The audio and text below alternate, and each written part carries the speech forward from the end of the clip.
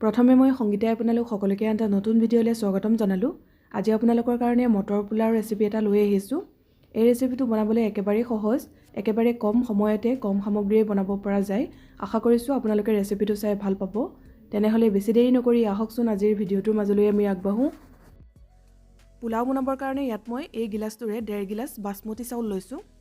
আপোনালোকে চাউলৰ পৰিমাণটো নিজৰ হিচাপত অলপ কম বেছিকৈ ল'ব পাৰে।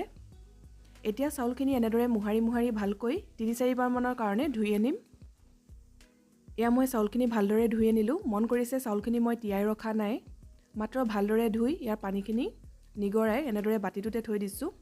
এতিয়া গোটা মছলাৰ ভিতৰত ইয়াত মই লৈছোঁ 4-5টা মান লং, 4টা গ্ৰীণ ইলাচি লৈছোঁ, ইলাচিকেইটা অকণমান ফালি লৈছোঁ, কেইডোখৰমান ডালচেনি, লগতে সৰু চামুচেৰে 1 চামুচ গোটা জিৰা আৰু 2 খিলা তেজপাত। লগতে আপোনালোকে এটা কেঁচা জলকীয়া ল'ব পাৰে। চাহ খোৱা কাপৰ জোখেৰে 1 কাপ মটৰ লৈছোঁ। মটৰখিনি মই ফ্ৰেছ মটৰ ব্যৱহাৰ কৰিছোঁ, আপোনালোকে ফ্ৰ'জেন মটৰো ল'ব পাৰে। তাৰপিছতে লৈছোঁ মিডিয়াম চাইজৰ এটা পিঁয়াজ, এনেদৰে দীঘলে পাতলকৈ কাটি লৈছোঁ। লগতে সৰু চামুচেৰে 1 চামুচ আদা খুন্দি লৈছোঁ আৰু লাগিব 2-3 চামুচমান ঘিউ, সৰু চামুচেৰে 1 চামুচ নিমখ বা সোৱাদ অনুসৰি নিমখ, লগতে লাগিব পানী। এতিয়া আহক আমি বনাবলৈ আৰম্ভ কৰোঁ। গেছ অন কৰি প্ৰেছাৰ কুকাৰটো পাতি দিছোঁ। কুকাৰটো গৰম হ'লত ইয়াত মই ডাঙৰ চামুচৰ জোখেৰে 1 চামুচ ৰিফাইন তেল দিছোঁ আৰু দিছোঁ 2 চামুচ ঘিউ। আপোনালোকে পোলাওখিনি অকল তেল নাইবা অকল ঘিউটো বনাব পাৰে, নাইবা এনেদৰে আধা ঘিউ আৰু আধা ৰিফাইন দি পেলাইও বনাব পাৰে। কিন্তু অকণমান ঘিউ দিলে পোলাওৰ গোন্ধটো বেছি ধুনীয়া হয়। এতিয়া ঘিউখিনি ভালদৰে গৰম হ'বলৈ দিছোঁ। এয়া ঘিউখিনি ভালদৰে গৰম হ'ল। এতিয়া ইয়াতে মই গোটা মছলাখিনি দি দিছোঁ। এয়া জিৰা, লং, ইলাচি, ডালচেনি, তেজপাত আটাইখিনি দি লৈছোঁ। এতিয়া আমি কম জুইতে গোটা মছলাখিনি অকণমান ফ্ৰাই কৰি ল'ম। কম জুইত মছলাখিনি কেইছেকেণ্ডমানৰ কাৰণে ভাজি ল'লোঁ। তাৰপিছতে ইয়াত কাটি ৰখা পিঁয়াজখিনি দি দিছোঁ। পিঁয়াজখিনি দিয়াৰ পিছত গেছৰ ফ্লেমটো মিডিয়াম কৰি দিছোঁ আৰু মিডিয়াম ফ্লেমতে আধা মিনিটমানৰ কাৰণে ভাজি ল'লেই হ'ব, যাতে পিঁয়াজখিনি অলপ কোমল হৈ পৰে। এতিয়া দিছোঁ খুন্দি লোৱা আদাখিনি। এনেকৈ অকণমান আদা দি দিলে পোলাওৰ টেষ্টটো বহুত ধুনীয়া হয়। এতিয়া গোটেইখিনি ভালদৰে লৰাই লৈছোঁ যাতে আদাৰ কেঁচা গোন্ধটো নোহোৱা হয়। এনেকৈ কেইছেকেণ্ডমানৰ কাৰণে ভাজি লোৱাৰ পিছতে ইয়াত মটৰখিনি দি দিছোঁ।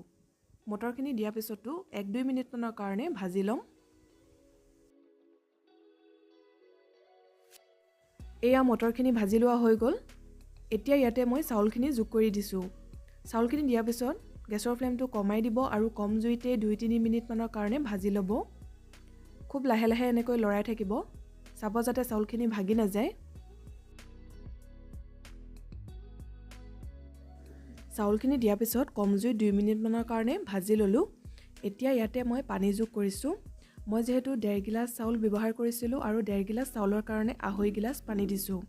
যিটো গিলাচেৰে চাউল জোখে সেই একেটা গিলাচেৰেই পানী দিব, তেতিয়া জোখটো সমান হ'ব। যদি আপুনি 1 গিলাচ চাউল ব্যৱহাৰ কৰিছে তেতিয়াহ'লে 1.5 গিলাচ পানী দিব। এইটো জোখতে পানী দিব, তেতিয়া জোখটো সঠিক হ'ব। মন কৰিব চাউলখিনি মাত্ৰ অকণমান ডুব গৈ থাকিব লাগে, বহুত বেছিও পানী ব্যৱহাৰ নকৰিব। এয়া পানী দিয়াৰ পিছত মই ভালকৈ এবাৰ লৰাই ল'লোঁ। এতিয়া একেবাৰে শেষত সোৱাদ অনুসৰি নিমখ দিব। ইয়াত মই সৰু চামুচেৰে 1 চামুচ নিমখ ব্যৱহাৰ কৰিছোঁ। নিমখখিনি দিয়াৰ পিছতো ভালকৈ এবাৰ লৰাই লৈ প্ৰেছাৰৰ ঢাকনিখন লগাই দিছোঁ আৰু গেছৰ ফ্লেমটো হাই কৰি হাই ফ্লেমত এটা চিটি আহিবলৈ দিম। এয়া এটা চিটি আহিলে এতিয়া লগে গেছৰ ফ্লেমটো অফ কৰি দিছোঁ আৰু প্ৰেছাৰৰ ঢাকনিখন এতিয়াই নুখুলিব। প্ৰেছাৰটো যেতিয়া নিজে ৰিলিজ হ'ব তাৰপিছতহে ঢাকনিখন খুলিব। এয়া প্ৰেছাৰটো নিজে ৰিলিজ হ'ল। এতিয়া মই ঢাকনিখন খুলি দেখুৱাইছোঁ। এয়া দেখিছে পোলাওখিনি কিমান ধুনীয়া হৈছে, লগতে খুব ভালদৰে সিজিলে। এতিয়া হেতাখনে এনেকৈ লাহেকৈ তল ওপৰ কৰি দিব যাতে ভাপটো অলপ গুচি যায়, তেতিয়া পোলাওখিনি পূৰা এটা হৈ থাকে। আশা কৰিছোঁ আপোনালোকে আজিৰ ৰেচিপিটো চাই ভাল পালে আৰু দেখিছেই মটৰ পোলাও বনাবলৈ কিমান সহজ, লগতে কম সামগ্ৰী আৰু কম সময়তে হৈ যায়। এতিয়া পোলাওখিনি আপোনালোকে মন পচন্দৰ যিকোনো কাৰীৰ লগত পৰিৱেশন কৰিব পাৰে। আশা কৰিছোঁ আজিৰ ৰেচিপিটো চাই ভাল পালে যদি আগতে এনেদৰে মটৰ পোলাও বনাই খোৱা নাই এবাৰ নিশ্চয় বনাই খাব আৰু কেনে পালে মোক কমেণ্ট কৰি জনাব যদি ভিডিঅ'টো চাই ভাল পালে তেতিয়াহ'লে প্লিজ লাইক আৰু শ্বেয়াৰ কৰি দিব আপুনি যদি প্ৰথমবাৰ কাৰণে মোৰ চেনেলটো চাই আছে তেতিয়াহ'লে চেনেলটো ছাবস্ক্ৰাইব কৰি ল'ব কাষতে থকা বেল আইকনটো প্ৰেছ কৰি অল কৰি ৰাখিব যাতে আহিবলগীয়া ভিডিঅ'ৰ নটিফিকেশ্যনবোৰ আপুনি পাই থাকে আকৌ এটা নতুন ৰেচিপিৰ সৈতে সোনকালে লগ পাম ভিডিঅ'টো চোৱাৰ কাৰণে বহুত বহুত ধন্যবাদ